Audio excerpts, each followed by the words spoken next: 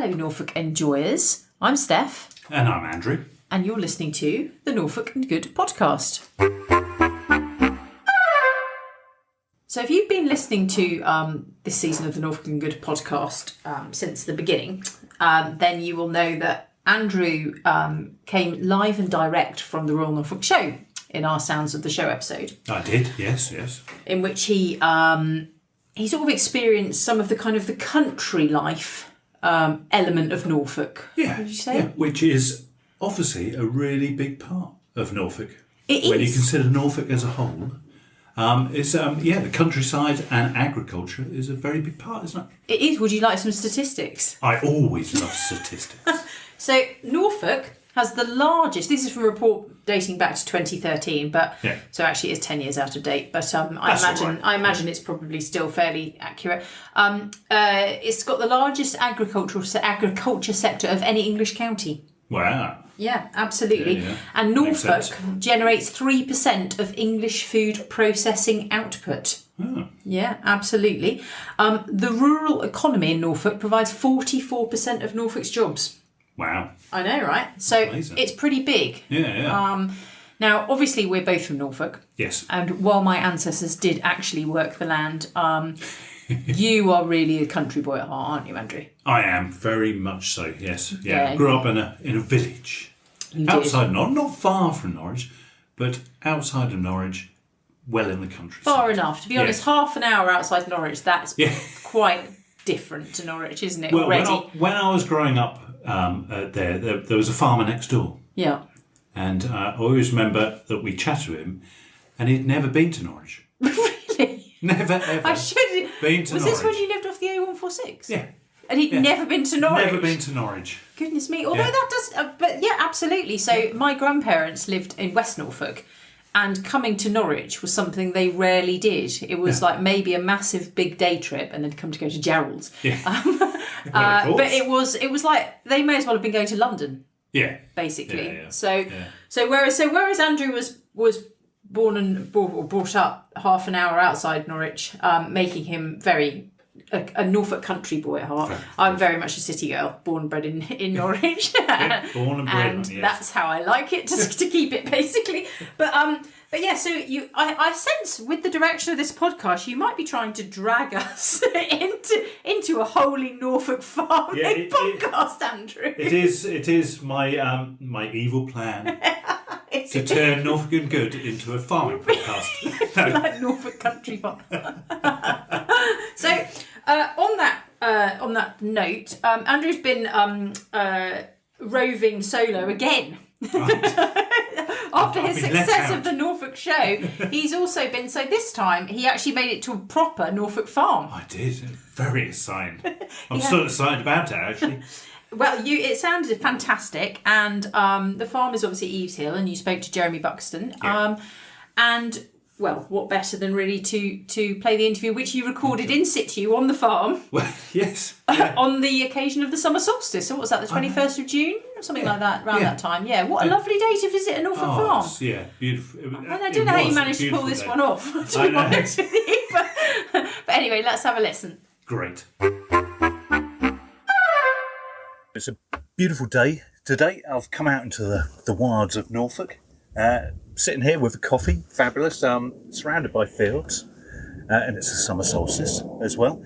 And I'm at Eves Hill Farm with Jeremy Buxton. Hello, Jeremy. Hi, Andy. How you doing? All right? Very good, yeah, very good. Beautiful day, isn't it? Yeah, it's lovely. Yeah. I mean, it's always lovely out here at Eves Hill Farm. There's always something happening, and it's a great sort of, I suppose, it's classic Norfolk here with these big skies, lots of fields and agricultural land around us. So yeah, lovely place to be.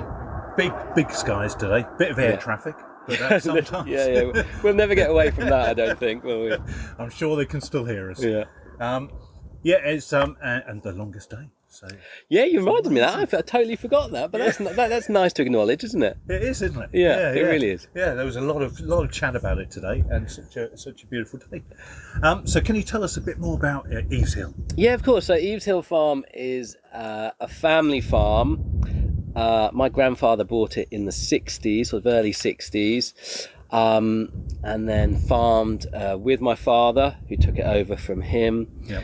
And then here I am today. So I'm a third generation farmer, and things have changed a lot since it was first bought in many respects, in the way that we manage the farm, in the diversifications that we have here now, which I suppose reflect the way that farming has evolved over the last 50, 60 years. Yeah, and when they bought it, is it still the same size of farm? Is it? More or less, over that period, fields have been bought and sold, but it's pretty much the same size. We're farming about 100 hectares, which is 250 acres, which by today's farming standards is a very small farm. We're a small family farm, but we like to think of ourselves as well as being very dynamic, very energetic, with lots going on here, because we've had to sort of diversify and do different things. So we're not just a mixed livestock and arable farm. We've got the camping site, orchard, farm shop, and many other things, and more plans to come. Oh, excellent. And was it always your plan to take on the farm? It was probably the furthest thing from my mind, to be honest with you. I mean, look, I love growing up on the farm. It's one of the most wonderful places to grow up as a child. There's so much going on. There's so much space to run around in and get close to nature. So I've always had that in me, that sort of affinity for, nature, being outside, the great outdoors, etc. However, I did, I was sort of encouraged to continue my education and go to university, which I did, which I then led me to working abroad in Paris for 12 years in the media industry. So at that time, coming back to the family farm was a million miles from my thoughts. But life has many ups and downs, and sort of it's a journey. So things change as you go along, basically. Yeah, Norfolk tends to draw you back in anyway, doesn't it? It really does. And that is, that's exactly what happened to me. It was just a point in my media career where I sort of reached a bit of a crossroads, and I was coming back to Norfolk a lot and spending time back on the farm, and realised how much I enjoyed Norfolk, how much I loved Norfolk, what a wonderful place it is, and how much opportunity and potential there was here within our farming business as well. Yeah. And also, for me, in terms of family, I wanted my family to have the same sort of childhood that I had, for my son to grow up and experience the same things, because I think, that's a really wonderful thing. You said it's a mixed farm. So it's livestock, arable. So what sort of livestock do you have here? Okay, so we've got a beef suckler herd. So that's our cattle enterprise, which is 100% grass-fed Hereford cattle and Hereford Angus cross. And we also have pigs, free-range pigs, and we've also got free-range hens, but there's a bit of a question mark over them at the moment. They might be leaving the farm just because of the whole avian flu thing, and just workload. Basically, we're so busy. Sometimes you just got to focus. Yeah, exactly. So they might leave us, but yes, cattle, pigs, and everything is sold through the farm shop, basically. Oh, all right, okay. And so all that sort of project, and the arable side of things as well, that's for selling on, or is it for feed for the?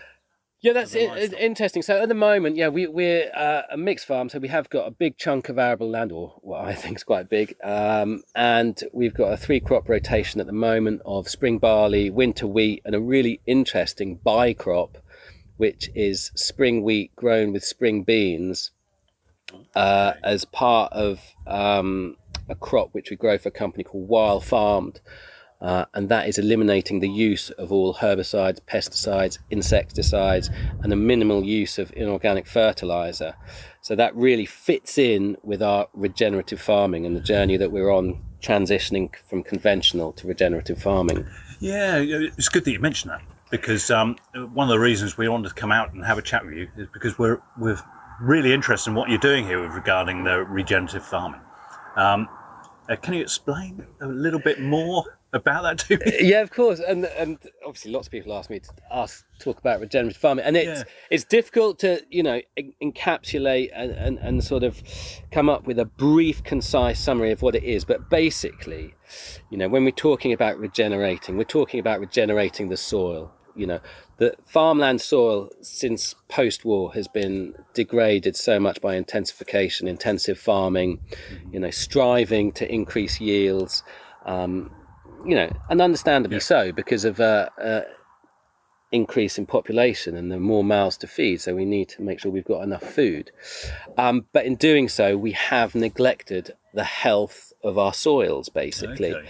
And, if you think about it as a bank account, if you're constantly withdrawing, and you're not putting anything back in, at some point you're going to have a problem, basically. You're going to run out of funds. You're going to run out of what you need to continue to farm. So there's been a lot of talk in the past about sustainable farming, but why would you sustain bad practice? So now really we're looking at regenerating and improving and restoring the health of the soil, but not only the soil, it's the countryside as well. It's the biodiversity, it's the environment in which we're farming here at Eves Hill Farm, basically. And therefore we're implementing lots of different practices and management to achieve that goal of improving the soil. Is that, like you said, the type of crops you're growing? And also I see that you do the boundaries on the fields as well. Does that all help? Is that all part of it, or...?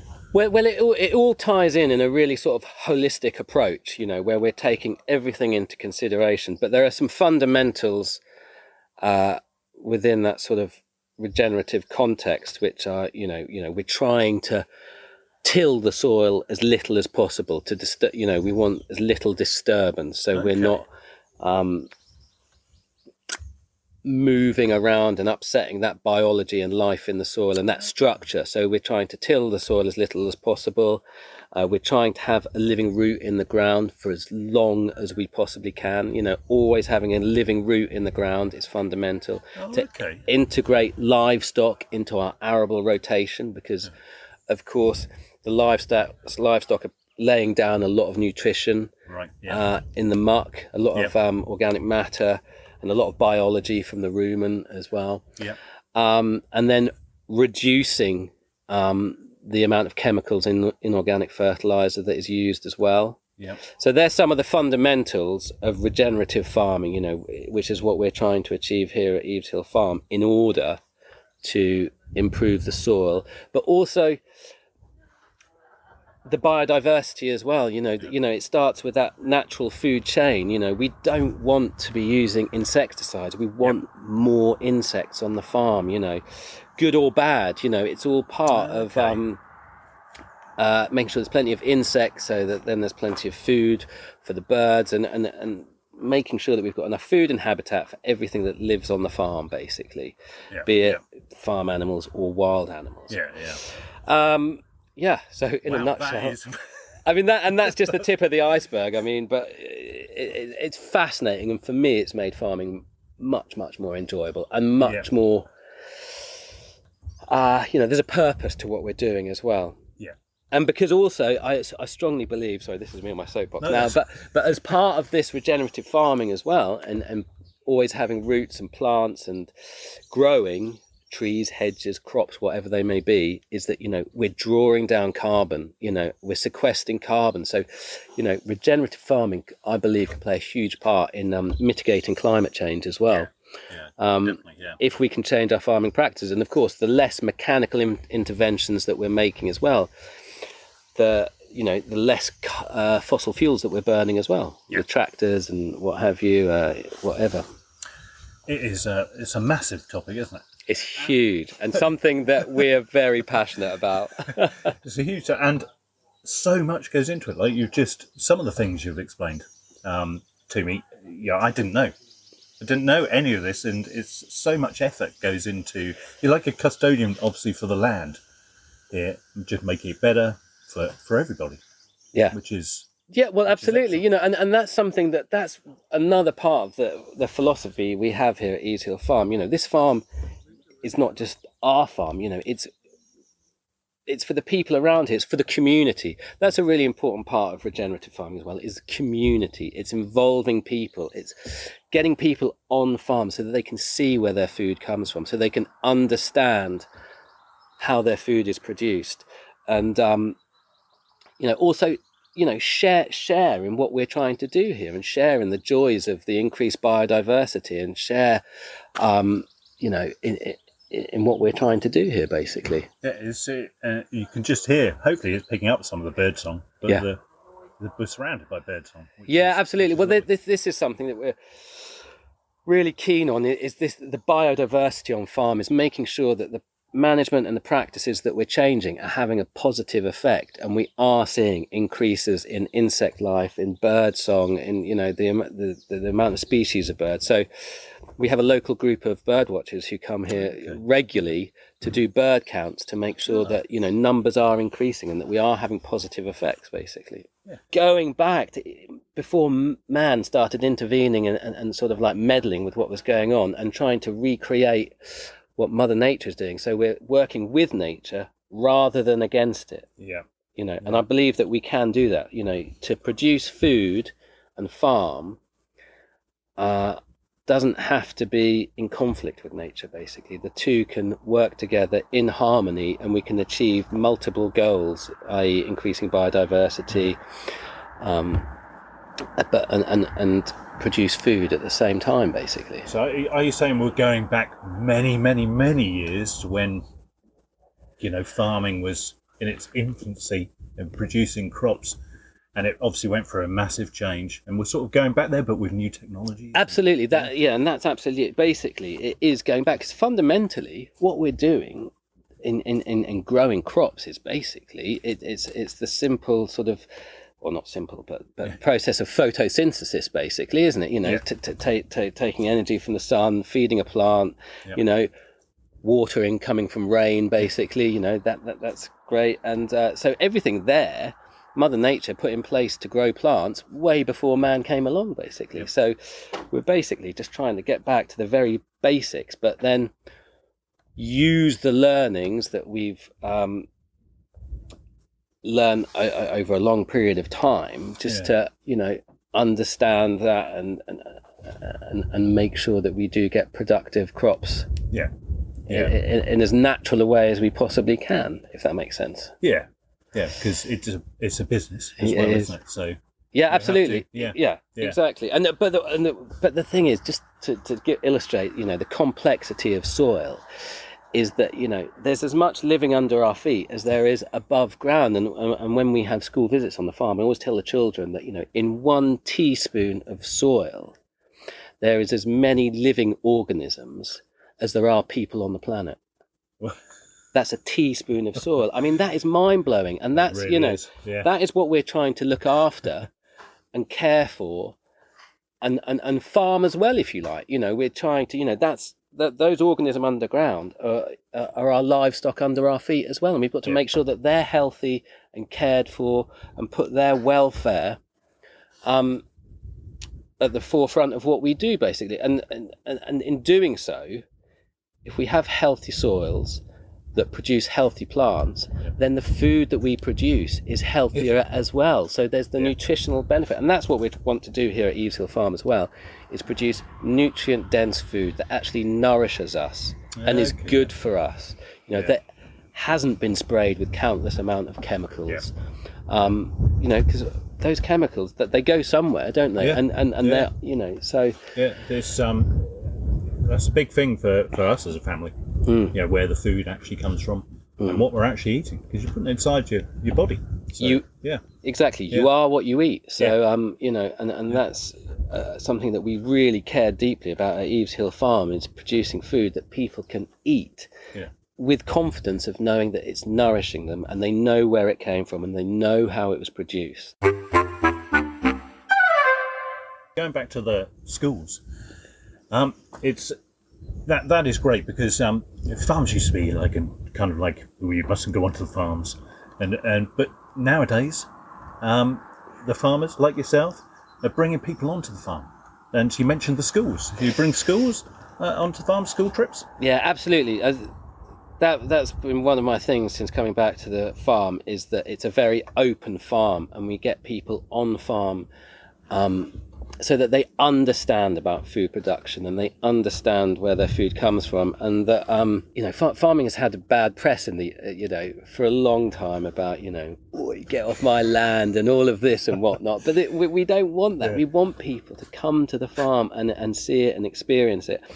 And the school visits are just fantastic. It's something that's really, really close to our hearts, is getting young children on the farm so that they can see and understand at a grassroots level where their food comes from and how it's produced. And also not only the food production side of things, but to understand nature and the countryside and how to behave in the countryside and how to appreciate it and how to observe things.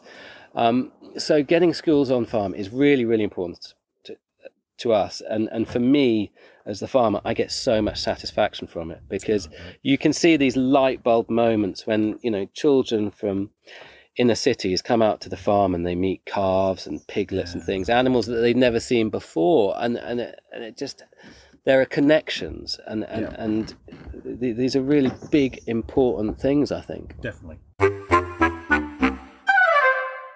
Bringing other people onto the farm. So we're sitting here and I'm looking across, and you've got a campsite here. You've got some motorhomes and some caravans in here. So there's people here already. Yeah, absolutely. Well, this is Andy. This is another one of our diversifications. We've had the campsite now for about 8 years, and it's going from strength to strength. It's interesting actually, because as you look at it, it looks lovely and green now. It's taken a while to establish, because when you're talking about planting plants and landscaping and things, that all takes time. You can't rush a hedge to grow and all the little shrubs and things in between plots. So it's sort of developing all the time and becoming a much nicer place to stay. But it's been a really enjoyable diversification for us. We love having people on farm. Yep. And it's important, again, we really like to engage with the campers, and they have this wonderful farm to walk around.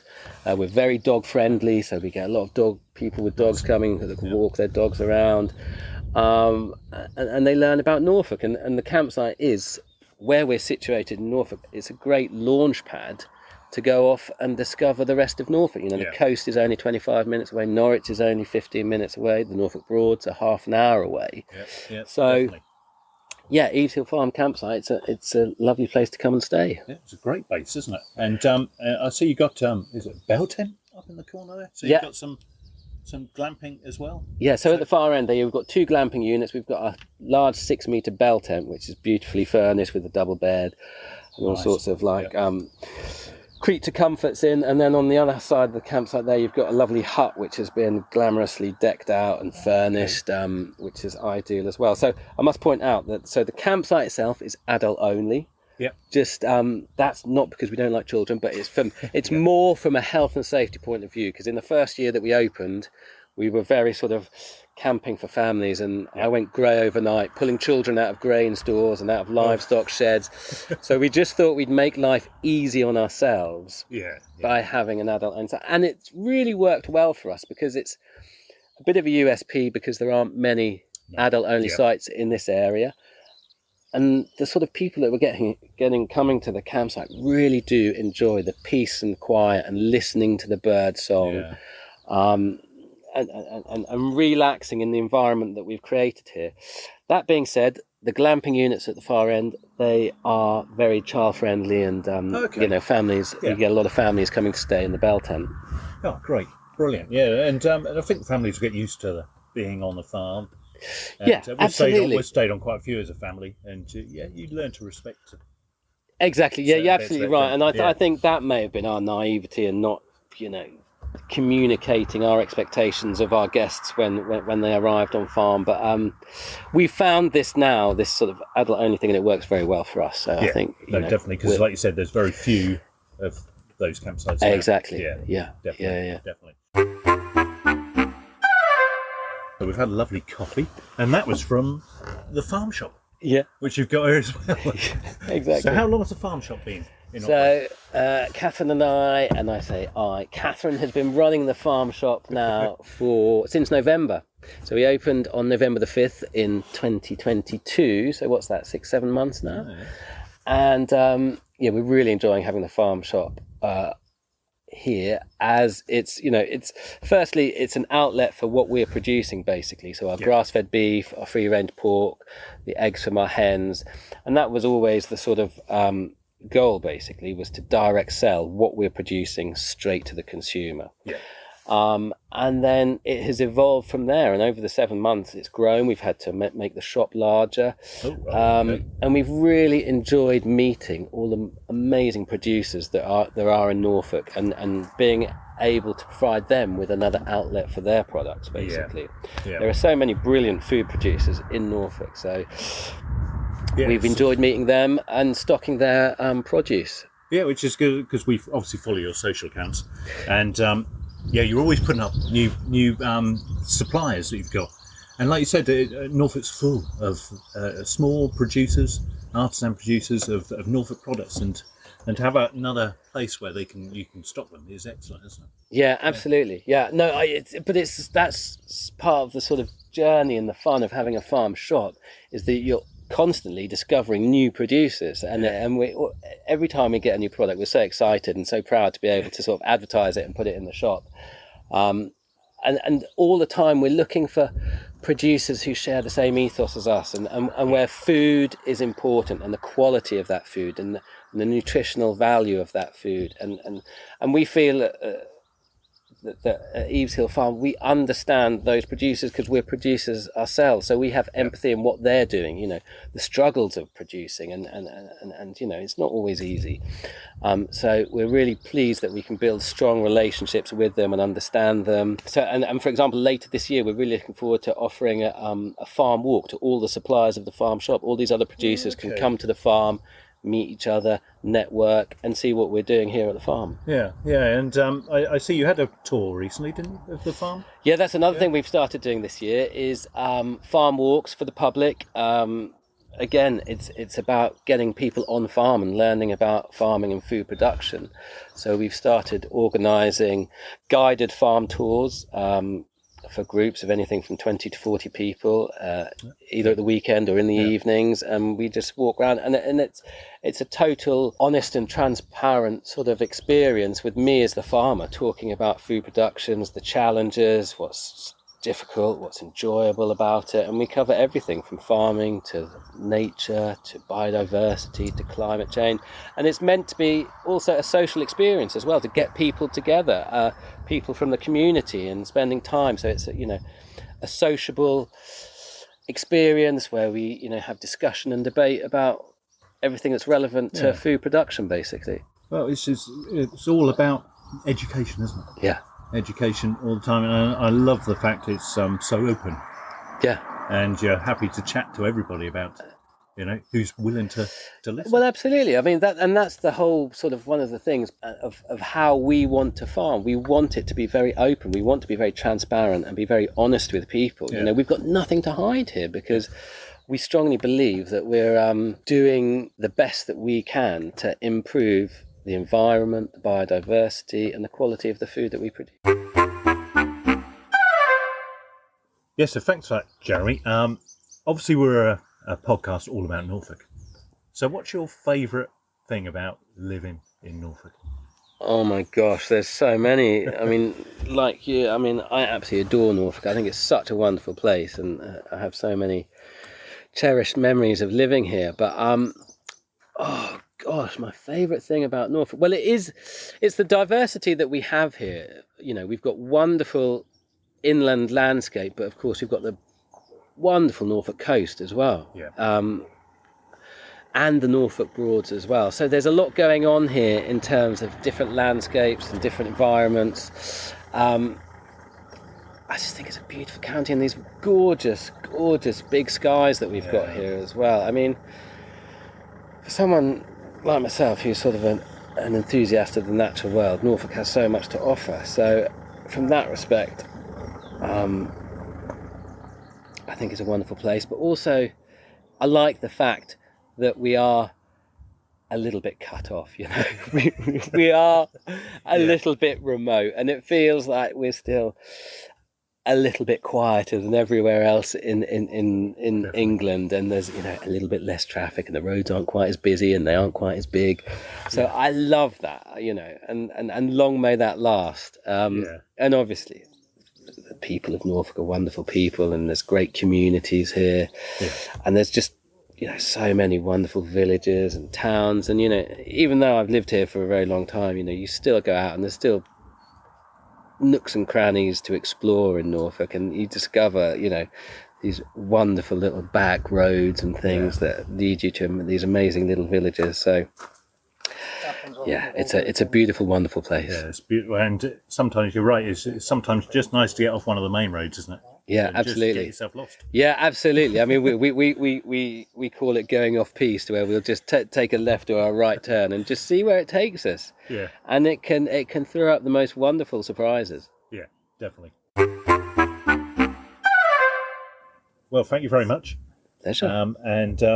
Yeah, it's been lovely to come to Eves Hills. Oh, well, it's an absolute pleasure having you here. Great, thanks, Jeremy. Thank you. Well, that was really interesting. It sounds like you had a really interesting visit. We should actually say, listeners, we've got much more material than that, because after that interview, Andrew went down to visit the cows and the pigs, which we may share in a future podcast, simply because, absolutely, as we said at the beginning, basically because farming and agriculture and the sort of rural areas of Norfolk are so significant to the county that I think it's unfair to focus on all the other fancy stuff, as it were, and forget this really key thing about the county. Definitely. Yeah, and I made some newfound friends, obviously. At least the pigs. The pigs. The pigs and the cattle. And obviously.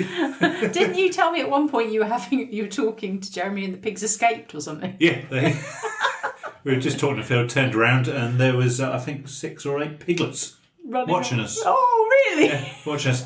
Yeah, I think because the truck turned up, I think they know there's food. Oh, okay, yeah. So they came to investigate, and they've worked out how to get underneath the wire fence, basically. Yeah. So how cute is that? Did you have to go and round them up? No, they just went back to their mum and dad. Oh. As we walked over. Oh, free range pigs. Yeah, free lovely. range pigs. Oh, that's very, very cute.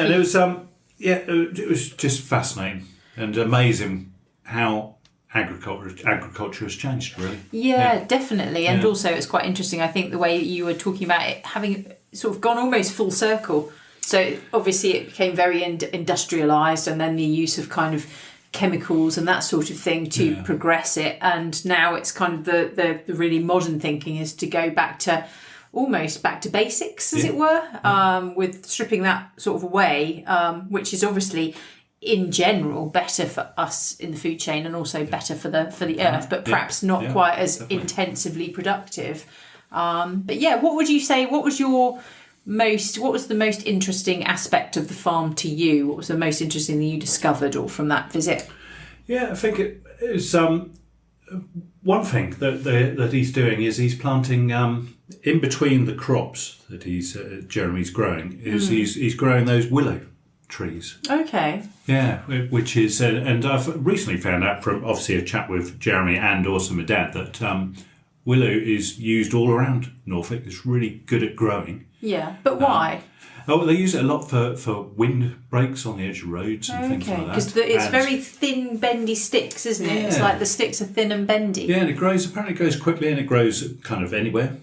And they use it sort of to hold the edges of the verges together. Oh, it's like bind them kind of thing. Yeah, to bind it and obviously make it. But he's going to be using it to he's going to harvest it like a crop and use it as a fuel. Oh, yeah. So that was a really interesting fact, and obviously how they're really working with it. So it's not like organic farming and things like that. It's really working with the soil, which is really interesting. It's more like to change the soil quality. It's not just organic farming, is it? No. It's much more. It's much sort of deeper than that. It's like symbiotic farming with nature, isn't it? Kind of thing. Working with nature, working with different plants to grow different plants and just make the soil more enriched and Amazing. better for I the love planet. that. Yeah. I think that's really interesting. Yeah, lovely. Also, interesting side fact, willow. So willow is associated very much with witches. Oh, It's nothing to do with farming. dear. It's believed to be quite sinister, capable of uprooting itself and stalking people. and goodness. it's all over Norfolk, apparently. I bet tell Jeremy. Oh, it sounded really interesting anyway. I'm glad that you were able to unleash your inner farmer Yes. for the day, Andrew. And if anyone... If there's any more farms out there that want to visit from me. You're just basically trying to sideline into a new career, aren't you? Yeah. Eventually you just won't come home and I'll find you there somewhere in a field, chewing on some straw in a smock. like that one out of, not Cambric Green, the other one. Windy Miller. Windy Miller. Windy Miller, the one that's always Wasn't drunk it? cider. Yeah, that probably would be me. Falls asleep under his windmill. That's more out towards the Broads, to be honest with you. That opportunity. Anyway, if you've got any comments or feedback about anything we've discussed in this or any of the other episodes, we obviously always love to hear from you. Yeah. And go along to yourself to the farm shop there. Absolutely. Well, And they've got the campsite, they've got the farm shop, they've got the open days. Have a look at them on. I know that they're very active on, for example, Instagram. Just search Eves Hill Farm. Find out all the sorts of stuff that they're doing. And like you say, if you go along to the farm shop, then you can actually get on farm yourself. Yes, you can. Fantastic. Going back to ways to contact us, obviously we always love to hear your feedback and hear about what you've been doing and how you've been enjoying Norfolk. You can contact us through the website enjoyingnorfolk.co.uk or comment against any of our social media. We're enjoying Norfolk on Twitter, Facebook, Instagram. Looking at it, aren't we? And now Threads. Threads, which is the spin-off of Instagram. So if you're sort of down with the tech kids, I don't think you have to be down with us. then we're on there as well now. Basically, we're inevitable. We're everywhere. You can't avoid us. You cannot avoid enjoying Norfolk. But we'll be back shortly with another episode that may or may not be farm related, depending on whether Andrew has the leading say in the direction of how it goes. But meanwhile, stay well, and we look forward to talking with you again soon. Bye-bye. Bye.